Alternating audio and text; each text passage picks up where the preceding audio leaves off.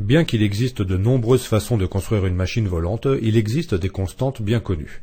L'avion est constitué d'un fuselage, auquel sont attachées les ailes et l'empennage, ainsi que le moteur dans le cas d'un monomoteur.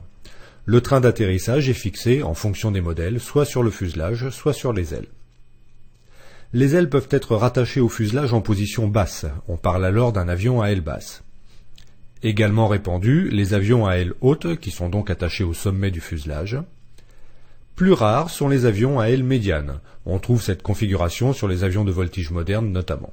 Vous avez peut-être déjà remarqué que certains avions ont des haubans et d'autres pas. Ces haubans ont pour fonction de supporter les efforts que l'aile subit. Ce sont en quelque sorte des renforts. La présence ou l'absence de haubans est simplement due à la technique de construction choisie par le constructeur. Lorsqu'une aile peut se tenir toute seule, on dit qu'il s'agit d'une aile cantilever.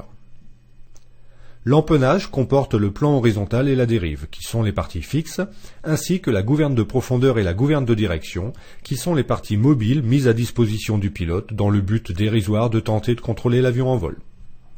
L'empennage peut lui aussi être conçu de différentes façons. Le plus répandu est l'empennage en croix, pour lequel le plan horizontal est en position basse. Il existe également les empennages en T, moins répandus sur les avions, un peu plus fréquents chez les planeurs. Beaucoup plus rares les empennages où le plan horizontal est placé en position médiane. Enfin, l'empennage peut également se trouver à l'avant de l'avion et les ailes en arrière. On appelle cette configuration la formule canard, probablement à cause du fait que les canards ont aussi les ailes plus à l'arrière.